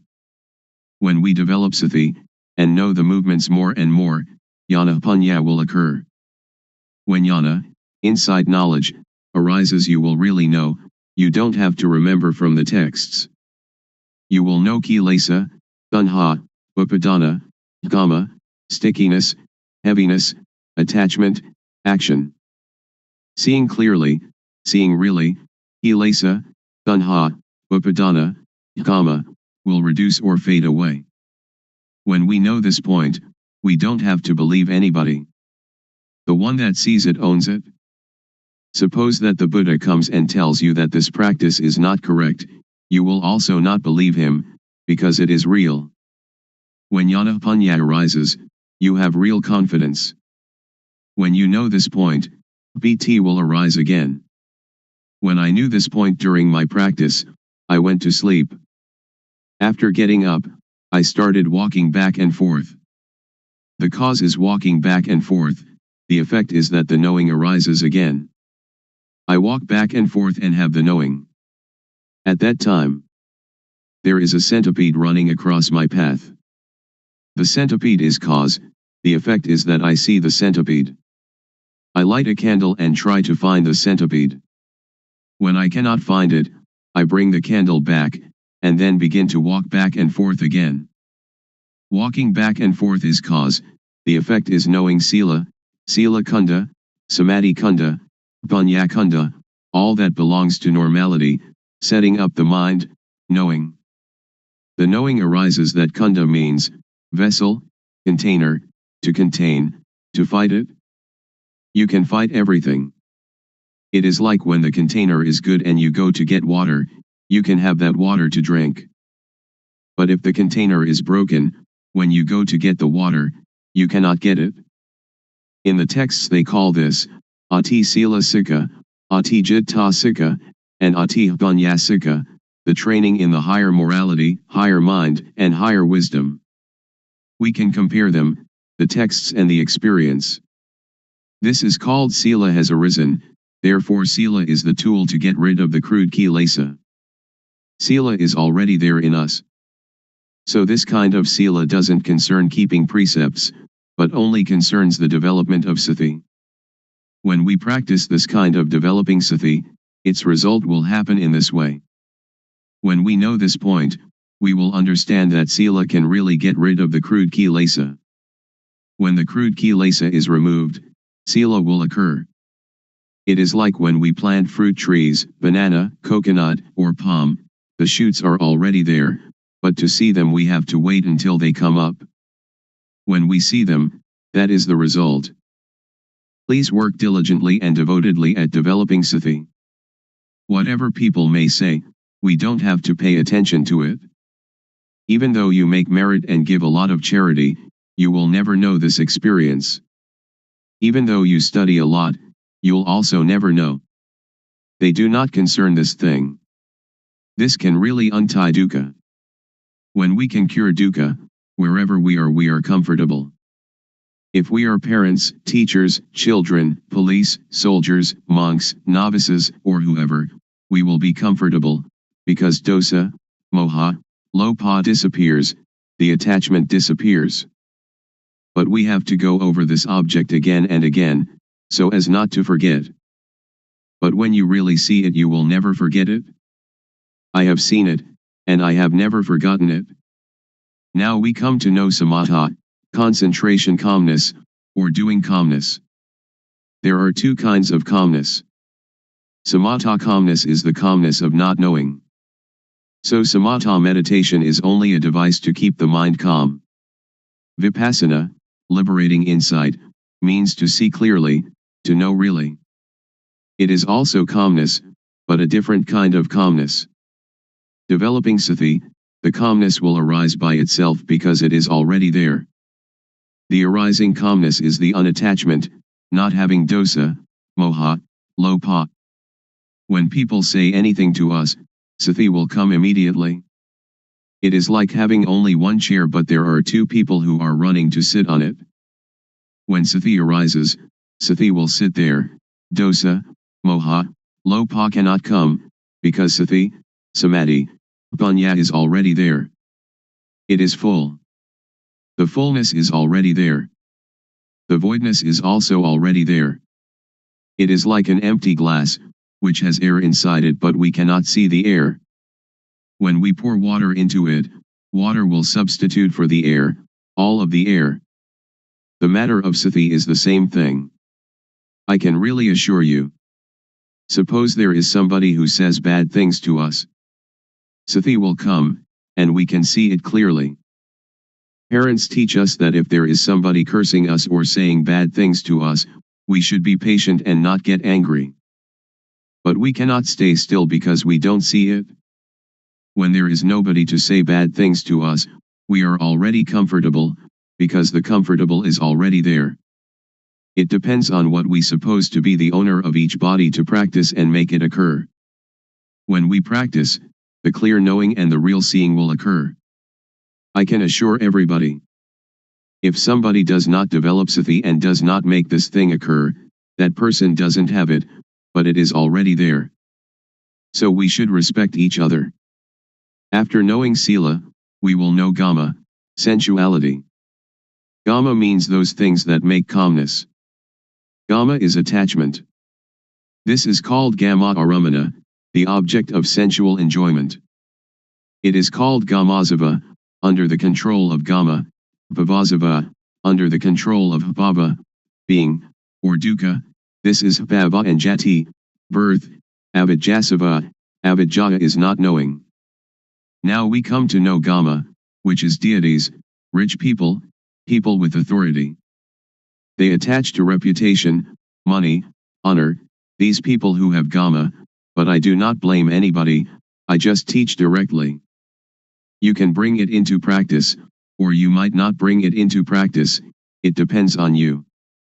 When we know gama we see that gama is dukkha, gamazava is dukkha, bhavazava is dukkha, avijjasava is dukkha, because of not knowing. We also know samatha meditation. People may talk in any manner, we really know the matter of calmness. We know all the stages of it, because it is already in us. We write the overturned bowl, we open up what is covered over, that is to teach the method of practice, the method of arm movements, the method of turning the hand. This is one form of the most intensive practice. I have not taught this according to the texts. It may or may not contradict the texts, but I will talk in this way, because doing this way then you know this way. If you study from the texts, when asked about the truth, you don't know. Many of my teachers didn't know. The arm movement is cause, its result is panya arising. Cause and effect go together. After knowing this, we know about panya and hapapa. For any bad bodily action, we know how it is hapapa, kama, harmful, benighted action, and, if there is really a hell, into which level we shall fall. For any bad verbal action, we know how it is hapapa, kama, and, if there really is a hell, into which level we shall fall. For any bad mental action, we know how it is hapapa, kama, and, if there really is a hell, into which level we shall fall. For any bad bodily, verbal, and mental actions together, we know how they are hapapa, kama, and, if there really is a hell, into which level we shall fall. For any good bodily action, we know how it is, punya kama, beneficial wise action, and if there really is a heaven or nibbana, to which level we shall go. For any good verbal action, we know how it is punya, kama, and if there really is a heaven or nibbana, to which level we shall go. For any good mental action, we know how it is vedana, and if there really is a heaven or nibbana, to which level we shall go. For any good bodily, verbal, and mental actions together, we know how they are punya, kama, and if there really is a heaven or nibbana, to which level we shall go. The shaking of the knowing element is already there in everybody. the developing of sati can apply to everybody. If you don't believe it, just try it. I can guarantee that it will not take longer than 3 years and you will really know. It is like the fat, fertile grain that we plant in the field. If we practice incorrectly, it is like the empty husk. If you dig the ground, but not in the right place, then you cannot get water. If you dig into the ground in the right place, then you can really get the water. This kind of practice, if you do it correctly, you will really get the result. If you do it incorrectly, you will not get the fruit. When the occurrence happens, we know about 4 elements: earth, water, fire, and wind. They come together. When we know this, the occurrence arises. We know the end of dukkha. The end of dukkha is here. It will demolish all and everything. On this thing I do not believe anybody. When we come to the end, we will have jnana. Sila is the tool to get rid of crude kilesa. When the crude kilesa comes to an end, sila occurs. Samadhi is the tool to get rid of the median kilesa. When we know the median kilesa, then we know samadhi. Panya is the tool to get rid of the subtle kilesa. When the subtle kilesa is discarded, panya then arises. That arising panya is called jnana panya. Because it is inside us, we know it. If it is not there inside us, then we don't know it. I can assure you that everyone without exception can know it. Women, men, believers of any religion. When I was practicing this method, I was not a monk. Sometimes I wore shorts, sometimes I wore trousers. After knowing this Dhamma, I taught brothers, parents, aunts, and uncles for 3 years. They knew, but they knew little, but still they knew the real pra, knew the supposed pra, knew samyati panyati, paramutha panyati, attha panyati, and ariya panyati. The mind changes from commoner to noble individual. They say that nibbana is tadunga pahana, abandoning by substitution of opposites, vikkumbana pahana, abandoning by suppression, samacheta pahana, abandoning by destruction. Tadunga pahana is to come to know oneself thoroughly. There are 4 levels of knowledge. First, we know until the end of dukkha, but we know only a short time, it doesn't last long. Second, we know longer, like the light of a bigger lamp. Third, we know even longer, like the light of even bigger lamp. And fourth, when we know the end of dukkha, but after we know it is there all the time. It is like the full flame of the lamp, or the light of the sun, the very brightest light. There are 4 kinds of jnana. We have to really know it. This is learning and practice. Learning means moving the arms. Practice means turning the hand up and down. After learning and practicing this method, the fruit will come, and we will have no doubt, because we know all. We also know the end of dukkha. Patijjasamuppada, dependent co-arising, is just words. If we want it in our practice, we have to come to the cause, that is to practice movement, until panya arises. When panya arises, when we talk about patijjasamuppada, we know it immediately. So now we come to the conclusion. We practice developing sati, and we come to see thought, we come to see the mind. We do the practice like a boxer. Once in the ring, the boxer must box. We do it often, step by step. We do it like a ball in a field. When people do not stop kicking the ball must continue to roll. When they stop kicking it, the ball comes to rest by itself, it doesn't have to fight nor to escape. We come out of thought, come out of the cave, and we live in the brightness. We see our life mind at all times. When the mind moves, we know it. Sati panya, awareness knowing, is there immediately, like a barrier against all harm. And though the world of others be turbulent and heated, with us the whole world is at peace. Be that way. To be experienced by the knowing each one for oneself. How to practice developing sati. The Buddha teaches us to know our duty. The duty of humanity is to practice Dhamma. The duty of humans is to teach humans to be human. So we should look to ourselves first, we should consider ourselves first, we should teach ourselves first. If we waste our life, we cannot buy it again. If we let our life suffer, we waste it.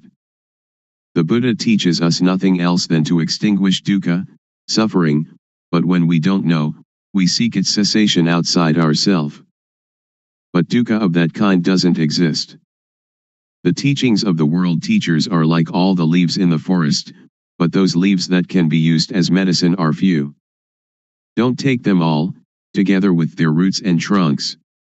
When it comes to the practice of gamatana, meditation, or vipassana, insight, we should take only that which can prevent dukkha from arising, can extinguish dukkha at its source, can destroy moha, delusion. So we take only the heart. The heart of the teaching I am talking about is to have sati, awareness, to have panya, knowing, to see thought. Whenever thought arises, see it, know it, understand it. Know it in whatever manner it comes, and know how to prevent it from deluding us. Wherever we are, that is where we must practice. Nobody else can do it for us. Wherever we go, we are the one that goes. Wherever we stay, we are the one that stays. Sit, eat, drink, sleep, we alone do it. If we are a person who keeps precepts or gives charity, we can practice. And if we are somebody who never does these things, we can also practice. To help others is good, but it is good only in a worldly way. To practice developing sati, samadhi, panya, awareness, steadiness of mind, knowing, however, is good in every way. So before you teach others, you should train yourself, until you clearly and really see, know, and understand. When you really see, really know, and really are, then you can teach others comfortably. So this practice, we have to learn it ourselves, we have to teach ourselves, we have to see ourselves, we have to know ourselves, we have to understand ourselves, we have to do ourselves. So you needn't be interested in others, just do this movement practice a lot, do it as nothing special, do it without hurry, without doubt, without speculation, do it without expectation of result. Be simple, and just move, one movement at a time, and know. When you don't know, let it pass, when you know, let it pass. Sometimes you know, sometimes you don't know, so it goes, but know. When the body moves, know it. When the mind moves, know it. This practice is a 24 hours a day practice, so relax and just be natural, just be normal. Set up the mind to really practice, and practice comfortably. The method of developing sati in daily life. When we get on a bus or boat, and are seated properly, we turn the palm up, we turn the palm down, we move the hand, or stretch the hand, or run the thumb over the fingertips, and blinking eyes, breathing, swallowing saliva, and so on, be aware of these movements. This is the way to have awareness returning to ourself. When thought arises, be aware of it, and detach it. The method of developing sati when we are at home. We can sit with both legs gathered back to one side, or cross-legged, or in a chair, or we can sit with legs outstretched. We can stand or lie down doing the rhythmic practice too. When we walk Jangama, meditating while walking back and forth, a length of 8 to 12 paces will do, we must not move the arms, fold the arms across the chest, or clasp the hand behind the back. The method of practice in a sitting position is shown in the stylized illustrations that follow. First, rest the hands palms down on the thighs. Second, with awareness, turn the right hand onto its edge, then stop.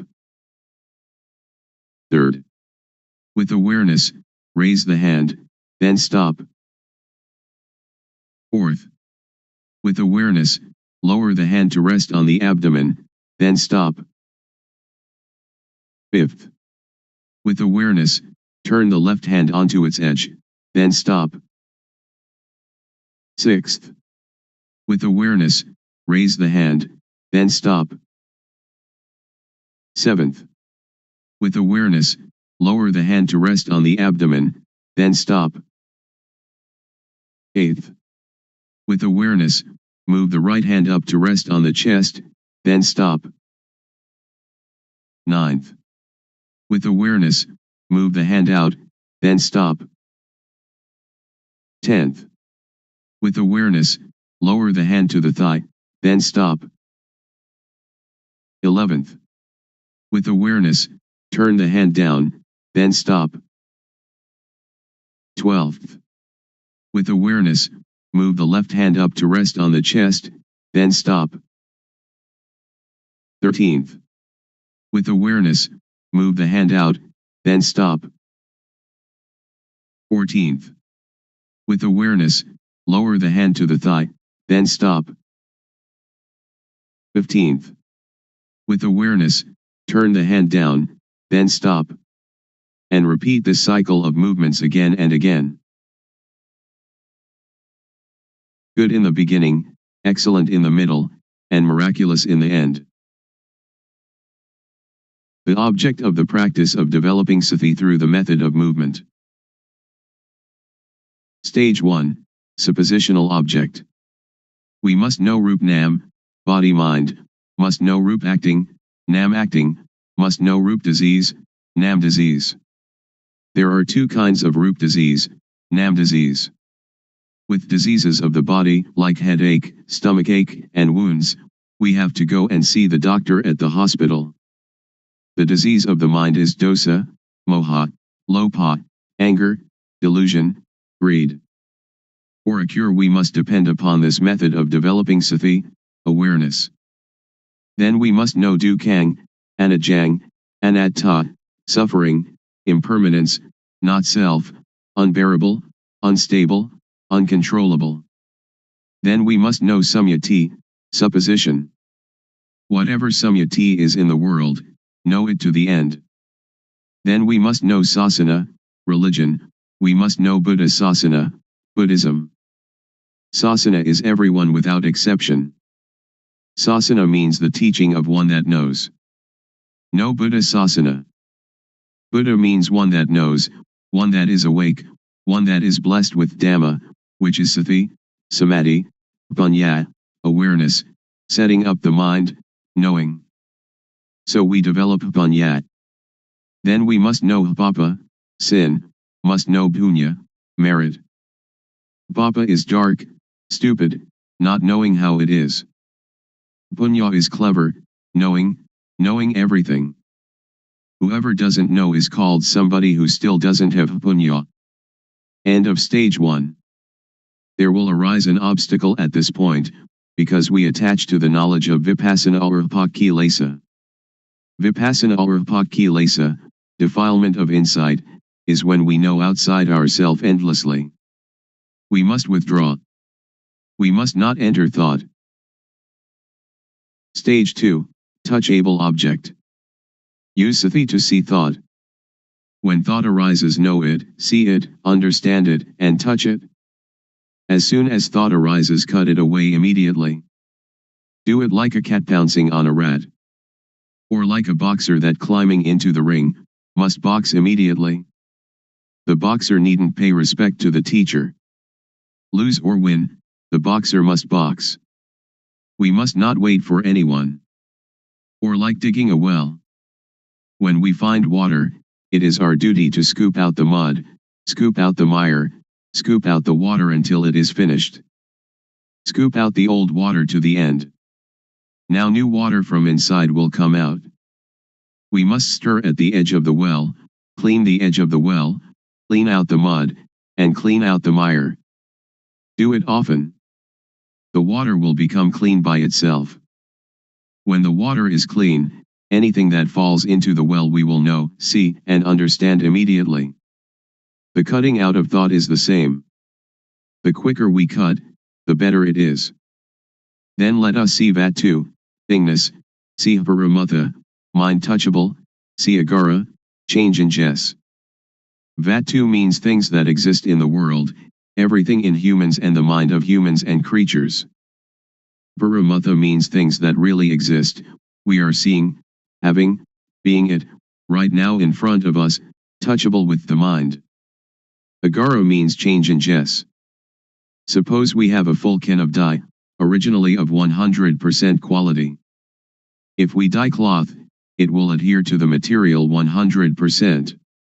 When we know, we see, we can touch with the mind, the same full can of dye but the quality declines. Take it to dye cloth, it will no longer adhere to the material. This we must really see, must really know. Then see dosa, moha, lopa. Then let us see, vedana, sunya, sankhara, vijnana, feeling, percept, conceiving, knowingness, see them, know them, and touch them. Really understand this. We needn't doubt. Now there will arise a little bhiti, rapture, but bhiti is an obstacle in the higher practice of Dhamma. We must not be interested in that bhiti, we must come to see thought. This is the beginning of the touchable object, of this method of developing sati, of one that has panya. Continue to see thought. There will occur knowledge, or jnana panya, the knowledge of full direct awareness knowing. See, know, and understand kilesa, tanha, upadana, kama, defilement/stickiness, craving/heaviness, attachment, action. Therefore attachment will lose its taste, loosen its grip and fade, just as poor quality dye cannot adhere to material. There will again arise bhiti. We must not be interested in that bhiti. Uproot satisfaction and dissatisfaction. Continue to see thought, to see the mind that is thinking. There will occur a kind of jnana, to see, to know, and to understand sila, normality, sila kunda, samadhi kunda, panya kunda, the gathering together, containing of all normality, setting up the mind, knowing, or, ati sila sikha. Ati jitta sikha, and ati panya sikha, the training in the higher ethics, higher mind, higher knowing. Kunda means to contain or to fight. Sikha means to steamroller into powder or to pulverize to extinction. So sila is the tool to get rid of crude kilesa. Crude kilesa is dosa, moha, lopa, kilesa, tanha, upadana, kama. When these lose their taste, fade, and loosen, then sila occurs. Samadhi is the tool to get rid of median kilesa. Median kilesa is calmness, which is to see, to know, and to understand gamazava, pavasava, avijjasava, under the control of sensuality, being, not knowing, because this kilesa is median kilesa, which makes the mind calm. This is one of the objects of this method of developing sati. When we know and see it this way, we will come to know dana, generosity, giving, keeping precepts, and doing gamatana, meditation, from every angle and every corner. There will arise jnana panya in the mind. For a bad bodily action, know how it is papa, kama, harmful, benighted action, and, if there really is a hell, into which level we shall fall. For a bad verbal action, know how it is papa, kama, and if there really is a hell, into which level we shall fall. For a bad mental action, know how it is papa, kama, and, if there really is a hell, into which level we shall fall. For bad bodily, bad verbal, and bad mental actions together, know how they are papa, kama, and, if there really is a hell, into which level we shall fall. For a good bodily action, know how it is punya, kama, beneficial, wise action, and, if there really is a heaven or nibbana, to which level we shall go. For a good verbal action, know how it is punya, kama, and, if there really is a heaven or nibbana, to which level we shall go. For a good mental action, know how it is punya, kama, and, if there really is a heaven or nibbana, to which level we shall go. or good bodily, good verbal, and good mental actions together, know how they are punya, kama, and, if there really is a heaven or nibbana, to which level we shall go. End of the object of this method of developing sati. It will be the greatest, most wonderful unfolding, which is in the mind of everyone without exception. If we still do not know it now, when the breathing is nearly finished we most certainly must know. One that is developing sati, developing panya, as yana and knows. But somebody who doesn't develop sati doesn't develop panya, when the breathing is nearly finished it will be the same, but they will not know, because they have no yana. To clearly know and really see, not just to memorize or recognize, to know with yana panya of the real developing of sati, is to be able to assure oneself. It is said that at the end yana will arise. Be careful about abnormalities that may occur. Be aware of yourself. Don't attach to happiness or to anything that arises. Don't take happiness, don't take suffering, but just return to reviewing the object often, from Rupnam until the end of the object, level by level, and know that the object has steps and stages. Certainly, if you develop sati correctly, the longest time for the practice will be no more than 3 years, the median time 1 year, and the quickest time 1 day to 90 days. We do not have to talk about the fruit of this practice. There is really no dukkha.